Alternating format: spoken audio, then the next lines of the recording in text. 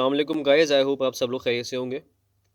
Inspector inland revenue के अंदर जो हमारे पास सिलेबस की रिक्वायरमेंट है, उसके अंदर apart from tax administration reforms, fiscal policy of Pakistan और एफबीआर, हमारे पास डिफरेंट एक्ट्स हैं और उसमें सबसे इम्पॉर्टेंट जो रोल प्ले करता है वो इनकम टैक्स आता है।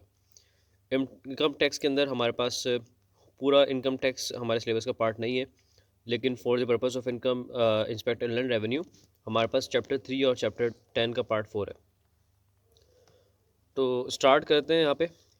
जिस तरह मैंने आपको एफडी में बताया था कि जो चैप्टर 1 है हमारा, वो उसको आपको रीड करना है। वो आपको मतलब बताएगा कि इस एक्ट को हम क्या कहते हैं या ऑर्डिनेंस को हम क्या कहते हैं। उसके अलावा उसका जो स्कोप है वो डिफाइन किया हुआ है, इनएक्टमेंट की जो डेट है वो वहाँ पे है।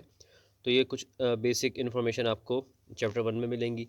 चैप्टर 2 के अंदर नॉर्मली डेफिनेशंस वो होती हैं, तो वो भी आप रीड कर लीजिएगा। यहाँ पे भी इसी तरीके से चैप्टर 1 और पार्ट 2 के अंदर हमारे पास डेफिनेशंस हैं। उसके बाद हमारे पास आता है चैप्टर 2। चैप्टर 2 के अंदर अगेन यहाँ पे कुछ बेसिक जो सेक्शंस हैं, टैक्स ट्रीटमेंट्स हैं, उनके बारे में बताया गया है। तो यहाँ पे आप लोगों ने चैप्टर 2 को अगर आप देखना चाहते हैं ठीक है, लेकिन हमारी जो एज़ पर सिलेबस रिक्वायरमेंट है वो हमारे पास है चैप्टर 3। तो यहाँ जैसे आप देख सकते हैं कि चैप्टर 2 चार्ज ऑफ टैक्स के ऊपर है, तो यहाँ पे बेसिक सेक्शंस हैं।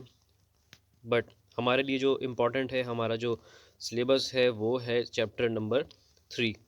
और चैप्टर नंबर जो 3 है वो स्टार्ट होता है हमारा सेक्शन 9 से। तो chapter 3 tax on taxable income, इसके अंदर डिफरेंट पार्ट्स हैं। तो पार्ट 1 से हम स्टार्ट कर रहे हैं, computation of taxable income. Section 9 taxable income. The taxable income of a person for a tax year shall be the total income under clause A of section 10 of the person for the year reduced but not below zero by the total of any deductible allowance under part 9 of this chapter of the person for the year. To simplify, section 9 हमें यह बताता है कि जो taxable income है वो basically एक resultant है। वो उसको हम किस तरह ड्राइव करते हैं, उसको हम इस तरह ड्राइव करते हैं कि जो पर्सन की, यहाँ पे अगेन पर्सन आप लोगों ने देखना है कि पर्सन के जो डिफरेंट जो मैंने आप लोगों को कैटेगरीज बताई थी, इंडिविजुअल, कंपनी, एओपी वगैरह, ये टैक्स की जो लैंग्वेज है उसमें हम उसको पर्सन कहते हैं।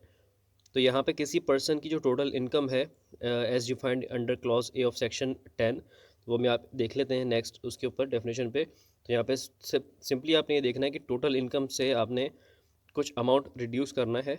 वो अमाउंट क्या होगा? डिडक्टेबल अलाउंस का। तो जो उसका रिजल्टेंट फिगर आएगा वो हमारे पास होगी टैक्सेबल इनकम, लेकिन उसके ऊपर एक कंडीशन लगाई हुई है कि आपके जो डिडक्टेबल अलाउंसेस होंगे उनकी जो टोटल अमाउंट होगा वो इतना होगा, maximum up to total income. मतलब कि वो बिलो ज़ीरो नहीं जा सकती आपकी टैक्सेबल इनकम। एट मैक्स आपकी जो टैक्सेबल इनकम होगी वो ज़ीरो होगी, लेकिन बिलो ज़ीरो नहीं जा सकती। देयरफॉर टैक्सेबल इनकम जो है, अगर हम देखें नट शेल के अंदर, तो total income less deductible allowance is equals to taxable income. उसके बाद हमारे पास आता है नंबर 2 पे और section number 10, total income.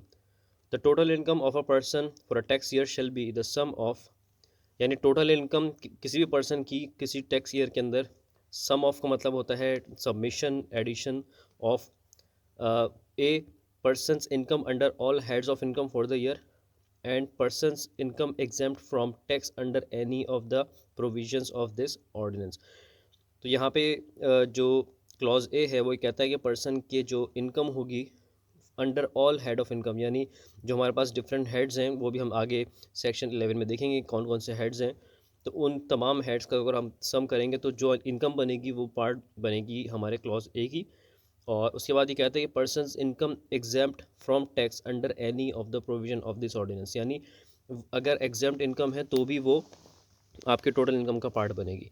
Therefore यहाँ पे टोटल इनकम के अंदर हमारे पास एक वो इनकम है जो कि सम है ऑल एड ऑफ इनकम का, और उसमें ऐड करेंगे आप वो इनकम जो कि एग्जाम्प्ट है ताकि आपकी टोटल इनकम आ सके। याद रखिएगा कि जो आपका टैक्स के रेट एप्लीकेबल होता है वो टैक्सेबल इनकम के ऊपर होता है और टोटल इनकम पे नहीं होता। यहाँ पे टोटल इनकम सिर्फ एक ग्रॉस अमाउंट होता है। उसके बाद हम जो कंप्यूटेशन कर रहे होते हैं टैक्सेशन में इनकम टैक्स की, तो वहाँ पे एग्जाम्प्ट इनकम जो है वो अगेन हम उसको लेस कर देते हैं टोटल इनकम से to arrive on taxable income. उसके बाद हमारे पास आता है heads of income section 11 for the purposes of the imposition of tax and the computation of total income all income shall be classified under the following heads, namely salary, income from property, income from business, capital gains and income from other sources। यानी income tax ordinance के अंदर जो हमारी income की categorisation हुई हुई है जिसके ऊपर टैक्स एप्लीकेबल होगा, वो डिफरेंट कैटेगरीज़ को टोटल 5 डिफरेंट क्लासेस में सम कर दिया गया है, जिसके अंदर नंबर ए पे हमारे पास सैलरी है, इनकम फ्रॉम प्रॉपर्टी है, income from business, capital gains और इनकम फ्रॉम अदर सोर्स। अच्छा, सेक्शन 11 का जो सब सेक्शन 2 हमारे पास है वही कहता है कि subject to this ordinance the income of a person under a head of income for tax year shall be the total of the amounts derived by the person in that year that are chargeable to tax under the head as reduced by the total deductions if any allowed under this ordinance to the person for the year under this head। इसका मतलब यह है कि किसी head के अंदर जो आप पर्सन जो इनकम ड्राइव कर रहा है उसकी जो टोटल इनकम से हम कुछ अमाउंट को लेस करेंगे जिसको डिडक्शंस कहते हैं। तो टोटल डिडक्शंस लेस करने के बाद जो अमाउंट बचेगा वो उसकी इनकम जो हेड होगी, इनकम हेड का टैक्सेबल इनकम होगी। जिस तरह मैं आपको बताया था कि जो टोटल इनकम है, टोटल इनकम के अंदर हमारे पास तमाम जितनी भी हेड्स ऑफ इनकम और एग्जाम्प्ट इनकम आती है उसके अंदर से लेस करते हैं हम डिडक्टेबल अलाउंस, तो हमारे पास टैक्सेबल इनकम आती है। तो वो एक जो है वो ओवरऑल लेवल के ऊपर है। लेकिन यहाँ पे जो बात कह रहा है सब क्लॉज 2 ये कह रहा है कि जो अगर आप किसी पर्टिकुलर हेड के अंदर हैं तो उस हेड के अंदर जो डिडक्शंस अलाउड हैं as subject to income tax ordinance, तो वो आपने डिडक्शंस वहाँ से लेस करनी है। तो आप उस head particular head, for example मैं बात करूँ अगर बिज़नेस की, तो इनकम फ्रॉम बिज़नेस के अंदर आपने जो टोटल इनकम कमाई होगी अंडर दैट हेड, उसके अंदर कुछ डिडक्शंस अलाउड होंगी। वो डिडक्शंस लेस करने के बाद आप एक टैक्सेबल इनकम पे पहुँच जाएंगे। उसके बाद हमारे पास आता है सब क्लॉज 3 सब सेक्शन 3। वो कहता है कि subject to this ordinance where total deductions allowed under this ordinance to a person for a tax year under a head of income exceed the total of the amount derived by the person in that year that are chargeable to tax under the head, the person shall be treated as sustaining a loss for that head for that year of an amount equal to the excess। यानी ये कि आपका अगर किसी particular head के अंदर, again मैं बात कहता हूँ कि हम सपोज़ करते हैं इनकम फ्रॉम बिज़नेस के अंदर आपने फॉर टोटल जो आपकी इनकम थी वो है 100 रुपये, और जो डिडक्शंस हैं जो आपको इनकम टैक्स ऑर्डिनेंस अलाउ कर रहा है वो बनते हैं 120। तो देयरफॉर यहाँ पे आपके जो टोटल इनकम 100 से अगर आप 120 लेस करेंगे तो आपके पास 20 का नेगेटिव इम्पैक्ट आ जाएगा, 20 का नेगेटिव रिजल्ट आएगा। तो that will be called loss in as per income tax ordinance under the head of income from business. उसके बाद सब सेक्शन 4 कहता है a loss for the head of income for a tax year shall be dealt with in accordance with part 8 of this chapter.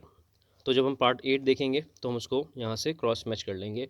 उसके बाद ये कहता है the income of a resident person under a head of income shall be computed by taking into account amounts that are Pakistan source income and amounts that are foreign source income. यहाँ पे ये resident person का scope बताता है कि जो resident person है उसकी जो पाकिस्तान सोर्स इनकम और फॉरेन सोर्स इनकम है दोनों को टैक्स किया जाएगा।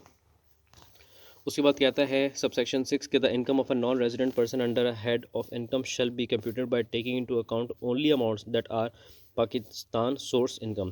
यानी जो नॉन रेजिडेंट पर्सन होगा उसकी जो इनकम होगी उसकी वो सिर्फ वही टैक्सेबल होगी जो कि पाकिस्तान सोर्स इनकम होगी।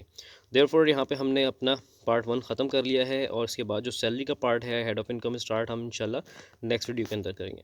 आई होप सो गाइस आप लोगों को ये वीडियो समझ आई होगी, आपको लोगों को इससे फ़ायदा हुआ होगा। So kindly subscribe to this channel और कमेंट के अंदर बताएं कि यार नेक्स्ट टॉपिक जो है वो आप क्या जानना चाहते हैं।